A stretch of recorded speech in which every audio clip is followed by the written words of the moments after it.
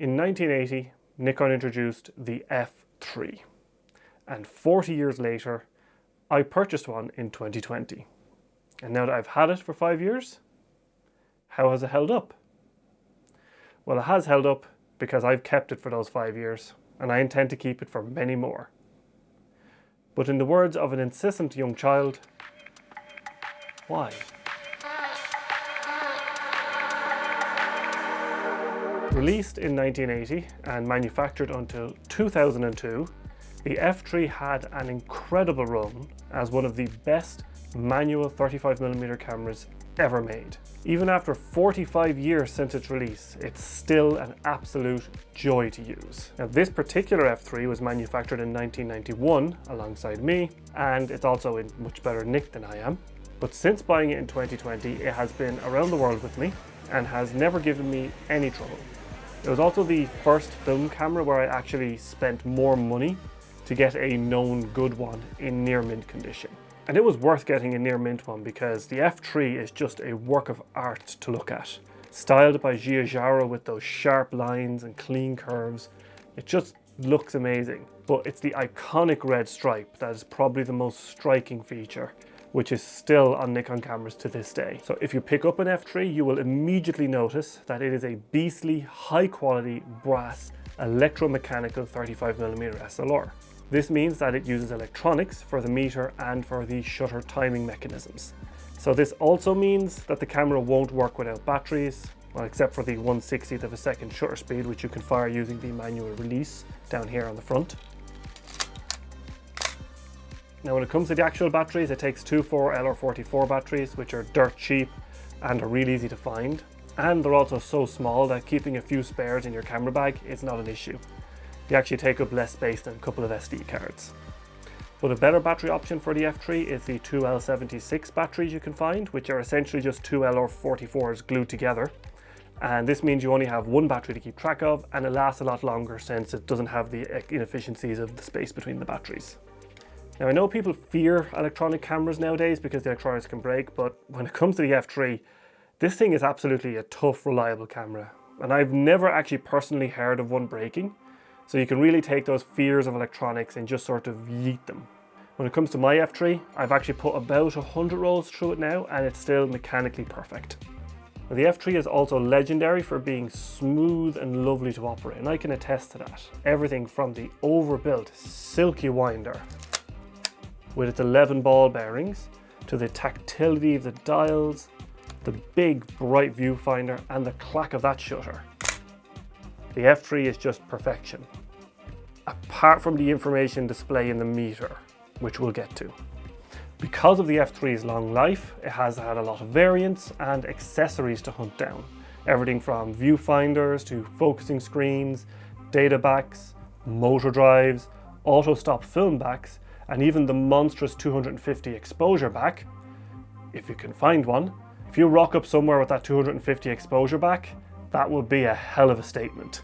Now, as for me, I have three focusing screens, the Type K standard with the split prism and the surrounding micro prism focusing aids, the Type J, which is just a micro prism in the center, and the Type B, which is just a flat matte Fresnel ground screen. This Type B screen is very good for longer or slower lenses because the focus assists on the other screens have trouble at f4 and lower.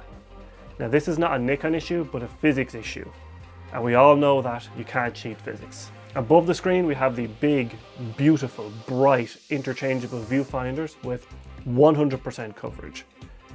Now, I have three viewfinders for the F3. I have the standard high eye point finder, the DW3 waist level finder, which is lovely, but it can be challenged to focus on a postage stamp size screen at times. Lastly, I have the DW4 high magnification finder, which is actually really surprisingly nice on tripods when you're doing landscapes. It allows you to get a really detailed view without having to get behind the camera. You can instead look down on top of it. Also, incidentally, it makes a great loop for your 4x5 camera as well. Also, I have this little niggling bit of gas in the back of my mind to buy the action finder, so one day I'll get my hands on one of those. As for flash options, the F3 has a TTL function and it works reasonably well.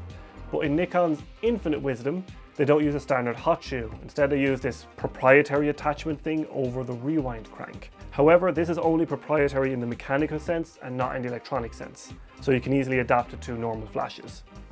Now the flash I use is the SP17 flash that mounts natively, and even though the proprietary mount is really annoying, I have to say when you put the flash on, it is solidly attached. And the TTL works reasonably well. I actually often use this setup for family events and weddings and things like that. So on the F3, you can use any AI lens natively on it. So this means that any lens with an AI cutout on the aperture ring like this. This also includes the AF screwdriver lenses that have an aperture ring. And that means you can get some great lenses for this that work perfectly on DSLR cameras with an autofocus motor and the F3 manually. And maybe one day it'll work on the Z cameras as well, if Nikon would make an adapter with a focus motor. And Nikon has made some real standout autofocus lenses that will work on the F3, like the 20mm 2.8, the 50mm f1.4, the 85mm f1.4, hell, the 105mm f2 DC lens, which is probably one of the greatest portraiture lenses of all time. You've got the 180mm f2.8 prime, which is just absolutely beautiful. It renders incredibly well, that lens. You've got some of the more insane optics like the 200mm f4 macro, although using a macro lens on a manual camera like this is very challenging, but it can be done. And you can go all the way up to things like the 300mm f4, you've got the 500mm f4 AIS, and I believe even an 800mm 5.6 you could use on this camera if you're insane. And if old used lenses are not really your thing, but I don't know why that would be given that you're shooting an old, most likely used camera. But if you want modern glass, you can get modern AI lenses from Voigtlander and other manufacturers. Now the F3 was also Nikon's first pro camera to have automation with electronics like this, and thus it has an inbuilt meter in the camera body itself. Now this means the meter works with any finder, unlike all of the other F bodies where the meter is actually built into the prism itself. So if you want to use a waist level finder on the F4, for example, you would actually lose matrix metering because the meter is built into the normal prism. And luckily, the F3 has a really great, super accurate 80/20 center weighted meter. But I have to say, the usability of this meter is by far the worst part of the camera. Now this does not mean that the meter is inaccurate or bad. But the issue I have with it is that it uses this little LCD which does not show the information that I need when I'm shooting and metering with this camera. So on this little LCD, it just shows the manually selected shutter speed or the automatically selected one in A mode with a little plus or minus telling you if it's over or underexposed according to the meter. But it does not show how over or underexposed it is. And that is the issue. In a lot of situations, I want to under or overexpose by a certain amount depending on the lighting conditions, like if I'm in shade or the subject is backlit. But the F3 doesn't show that information easily. It might say it's overexposed, but in actuality it's only a third of a stop over, which is actually perfectly fine for the scene I'm shooting a lot of the time.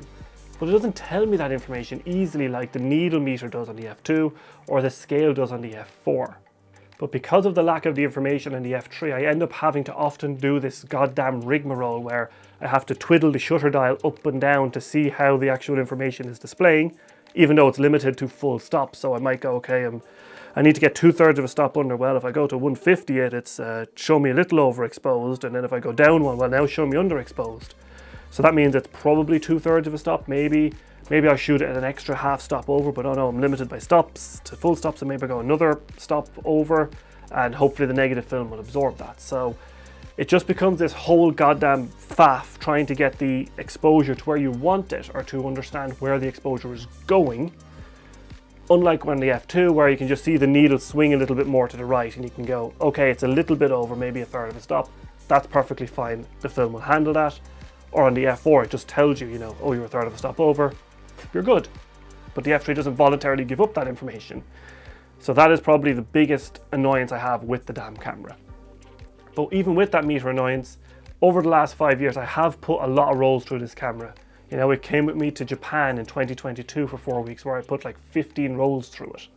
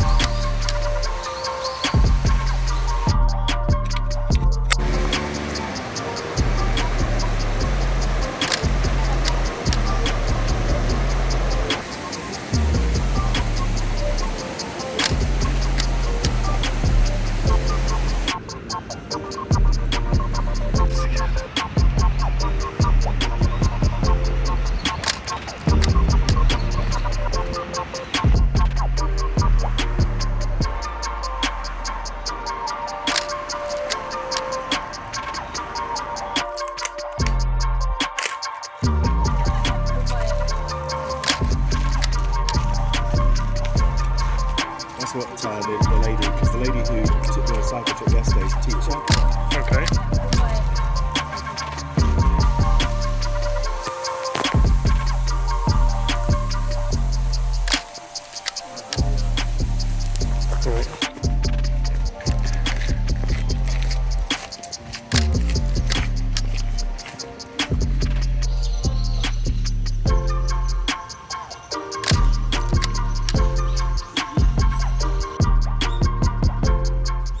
So, the deed has been done. Aerodrome is loaded.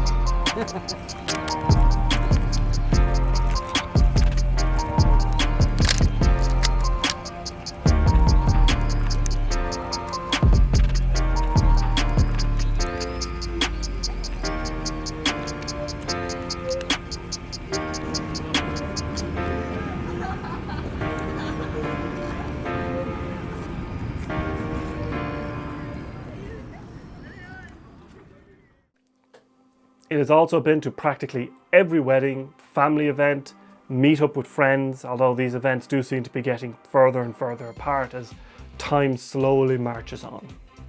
One thing I do like though is that the camera at events does not actually stand out very much, and it's a bit like a TLR. People tend to find it a lot less imitating. It's a bit like those Instax cameras that appear at every wedding. People don't mind having the photographs taking on it that much because, you know, it's a little weird and quirky and it's not a big, massive, expensive, you know, modern camera in their face. Although, speaking of events, at a few weddings, I've actually had the photographers mirroring the F3 a little bit, and I've actually been asked about it a couple of times by different working photographers. Obviously, they've only asked me about it once their work is done, they've packed up and are ready to leave, but they have actually come over and asked me about it and, you know, wanted to have a look, so that's kind of fun. But for those 5 years of events and travel, the F3 has been as solid as a rock and never missed a beat once. You know, it's still working as good as the day I've got it. Well, apart from adding a few fresh marks around the camera, but to me the camera still looks just as good as the day I unpacked it. So for me, I think the F3 is a nearly perfect 35mm SLR camera. The only issue is that annoying meter readout. You know, if it had the exposure scale from the F4, it would be the perfect camera. But if you don't care about that and just want a film camera with a great lens lineup that will last a really long ass time, then I think the F3 is worth considering. And with that, I'll see you next time.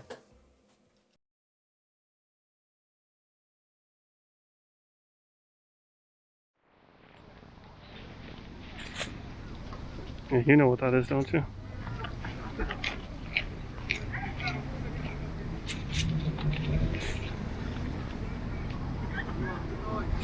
Well.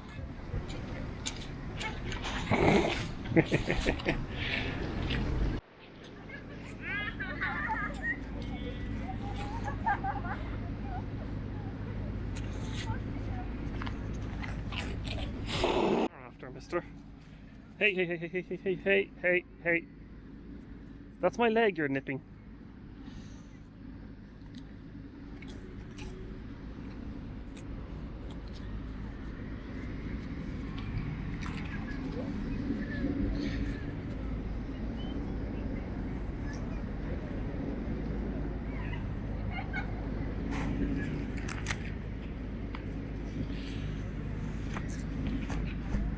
Okay, that's it. That's all I got.